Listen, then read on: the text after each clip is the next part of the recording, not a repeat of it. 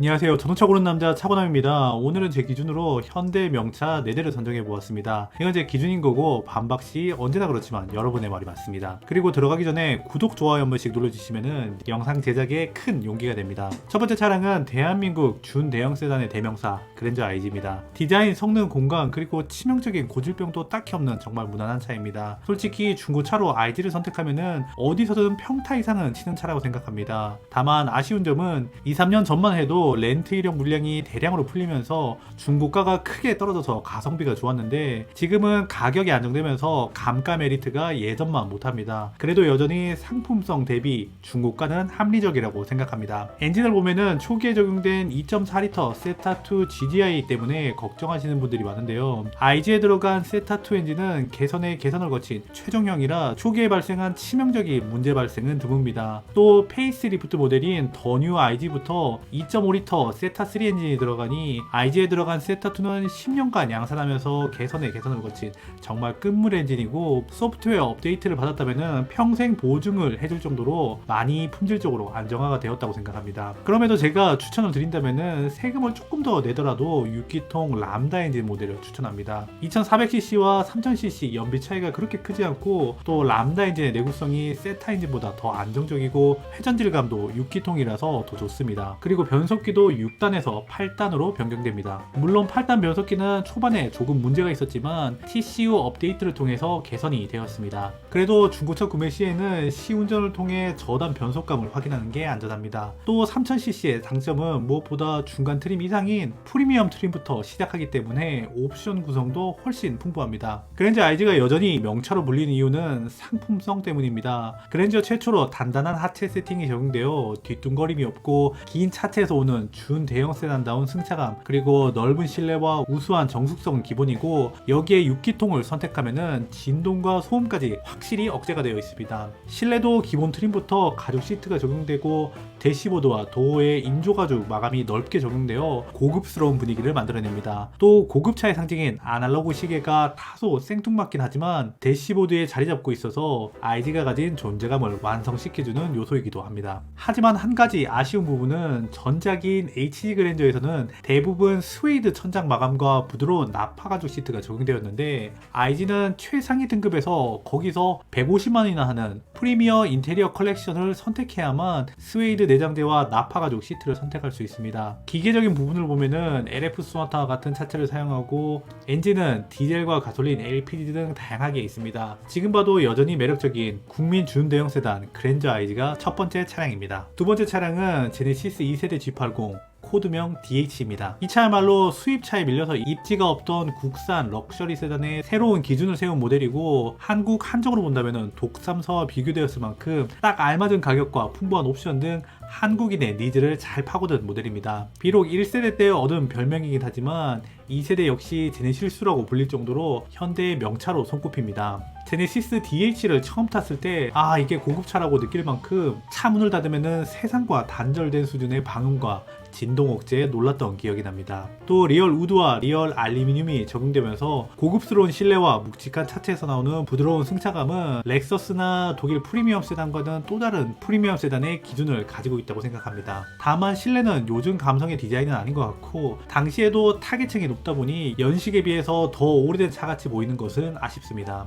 또 현대제철에 고장력 강판을 너무 많이 써서 공차 중량이 1.9톤이 넘어가다 보니 연비는 좀 떨어지고 브레이크도 좀 밀리는 감이 있지만 무게는 승차감에서 장점이 있기 때문에 일장일단이 있는 것 같습니다. 무엇보다 2세대 G80에 처음 적용된 M2 플랫폼은 탱크와 같은 튼튼함을 가지고 있는데 요즘 나오는 차들은 스몰 오버랩 테스트를 대응하고자 충격 분산 구조가 적용되어 비껴치기를 통해 대응을 하지만 G80은 스몰 오브랩 초기 모델이라 그런 거 없이 1.9톤이 60kg로 A필러에 때려박아도 A필러가 멀쩡할 정도로 실로 어마어마한 필러 강성을 가지고 있습니다. 그리고 자동차 업계에 계시는 분들은 아시겠지만 이 당시 현대는 제네시스에 엄청나게 많은 공을 들였습니다. 그래서 협력사 생산 라인에 가면은 DH 전용 라인 혹은 제네시스 전용 라인이라는 팻말을 붙여놓고 설비와 인원을 따로 관리했습니다. 사실 자동차의 품질은 부품의 품질이라서 이런 조치를 취했던 것 같습니다. 엔진 라인으로 보면은 3.3과 3.8 람다 GDI 엔진이 들어갔습니다. 이 엔진 모두 직분사 엔진이지만 자연흡기라서 다운사이징 터보 엔진 대비 내구성이 좋은 게 장점이고, 짧게 양산을 했지만 2.2 디젤 모델도 있어서 가솔린 대배기량 엔진의 유지비가 부담스러운 분들에게 좋은 선택지라고 할 수 있습니다. 미션은 현대파워텍의 8단 후륜 자동 변속기가 들어갔습니다. 다만 제네시스 G80도 다 좋지는 않은데 시속 40에서 80km 주행 시 프로펠러 샤프트에서 소음이 발생하는 문제가 자주 보고됩니다.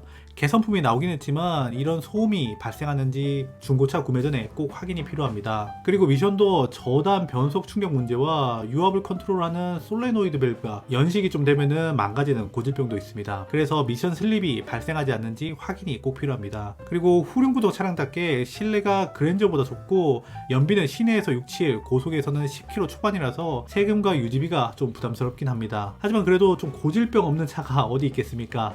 가성비 대형 세단 G80이 두 번째 차량입니다. 세 번째는 펠리쉐이드입니다. 제가 소유하고 있는 차로 오래 소유하면서 느낀 것은 잘 만든 차라는 생각이 듭니다. 특히 신차로 처음 나왔을 때는 3천만원대에 이만한 크기와 옵션을 가진 대형 SUV를 살 수 있다는 점에서 당시에는 가성비가 정말 좋은 차였습니다. 하지만 요즘 신형 LX3 펠리쉐이드가 나오면서 더 이상 이제 가성비는 아닌 것 같습니다. 약 11만 킬로를 주행한 오너로서 말씀드리면은 펠리쉐이드의 가장 큰 장점은 품질이 안정되어 다는 것입니다. 인터넷에 쳐보면은 엄청나게 많은 고질병들이 검색되지만 저도 그렇고 제 주변도 그렇고 딱히 고질병으로 고색한 적은 없습니다. 펠리쉐이드는 가장 중요한 부품인 엔진과 미션의 신뢰성이 상당히 높습니다. 3.8 가솔린 람다 엔진과 2.2 디젤 R 엔진 모두 10년 넘게 양산하면서 개선을 거듭해온 엔진이라 사실상 완성형 버전이라고 볼 수 있습니다. 그래서 두 엔진 모두 20만 킬로는 가뿐하게 주행할 수 있는 내구성을 가지고 있죠. 미션 또한 현대파워텍의 8단 자동 변속기가 들어가 변속감도 무난하고 내구성도 검증되었습니다. 차체는 산타페 TM에 사용된 N2 플랫폼을 확장해 만든 구조입니다. 보통 이렇게 차체가 확장된 모델은 승차감이 떨어진다는 인식이 있는데 펠리쉐이드는 휠베이스가 3m에 육박하고 전장이 5m에 달하는 큰 차체 덕분에 대형 SUV다운 묵직하고 부드러운 승차감을 가지고 있습니다. 공간도 넉넉해서 2열 독립 시트는 가족용으로 정말 편리하고 3열도 키 160대 여성이라면 2열 무릎 공간을 조금만 조정한다면 큰 불편함 없이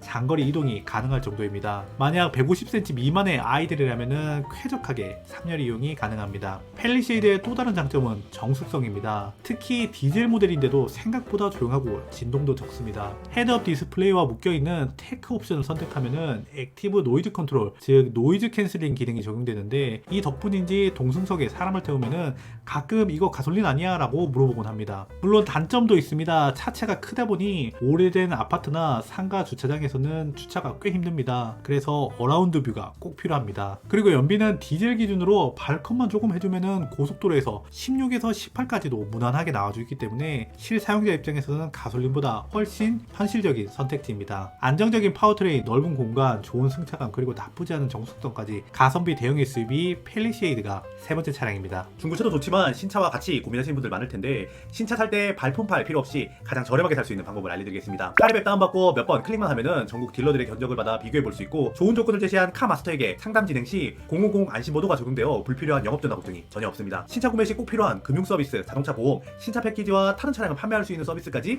모든 게 앱 하나로 가능합니다. 또 팀앱에서 내 차 사기 기능을 통해 카랩의 비교 견적 서비스를 이용해 볼 수 있으며 그리고 지금 친구 초대 시 카카오페이 상품권으로 변경 가능한 카랩 포인트까지 받을 수 있다고 하니 꼭 한번 이용해 보세요. 카랩을 통해 신차를 출고한 고객이라면 누구나 총 40만원 상당의 파손 분실 보장 서비스를 무료로 제공받을 수 있습니다. 출고 고객만을 위한 무상 카랩 케어도 혜택을 받아볼 수 있으니 정말 좋겠죠? 신차 이제 카랩에서 게으르게 사세요.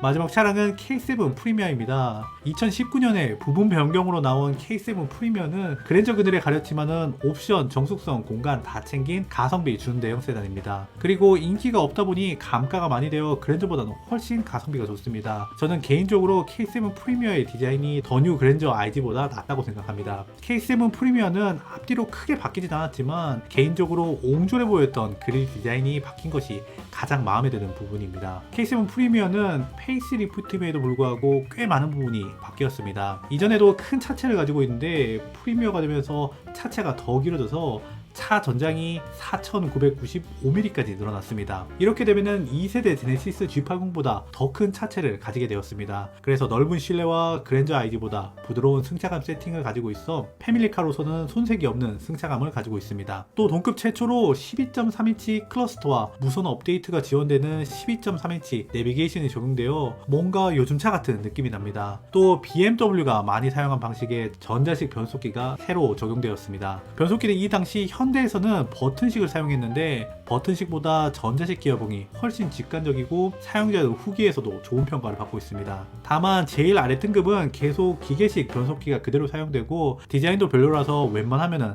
깡통은 피하는 걸 추천드립니다. 그리고 올드해 보였던 실내 인테리어가 거의 풀체인지급 수준으로 바뀌었습니다. 실내를 가로지르는 우드 그레인과 앰비언트는 충분히 경쟁력 있는 디자인이라 생각합니다. 엔진은 가솔린과 하이브리드, 디젤, LPG까지 정말 다양한 라인업이 있어 자기 성향이나 환경에 맞춰서 고르시면 됩니다. 2.5 엔진을 제외하고 모두 구형 엔진이다 보니 고질병은 대부분 잡혀있는 엔진입니다. 신형 엔진인 2.5 세타3 엔진은 듀얼 인젝션이 적용되어 GDI의 문제점을 개선했지만 초반에는 엔진오일 감소로 문제가 좀 있었습니다. 기아에서 무당 수리와 개선품을 출시했기 때문에 현재는 크게 문제가 되고 있지 않습니다. 그리고 전자식 조향은 3.0에만 고급 사양인 RMDPS가 적용되어 있습니다. 또 K7 프리미어에 적용된 8단 자동 변속기는 대체적으로 안정적인 평가를 받고 있습니다. 다만 변속 충격 등 초반 변속 문제의 이력을 좀 가지고 있습니다. 결함이라고 하기에는 좀 그렇고 미션 컨디션을 확인하는 것이 필요합니다. 시운전 시 1단에서 2단, 2단에서 3단 저속, 클리핑, 감속 후 재가속을 통해서 변속 질감을 체크하는 것을 추천드립니다. 가성비 준대형 세단 K7 프리미어가 마지막 차량입니다. 지금까지 영상 봐주셔서 감사하고 저는 다음 영상으로 찾아오도록 하겠습니다. 지금까지 보고 있다면 구독, 좋아요 한 번씩 눌러주시기 바랍니다. 감사합니다.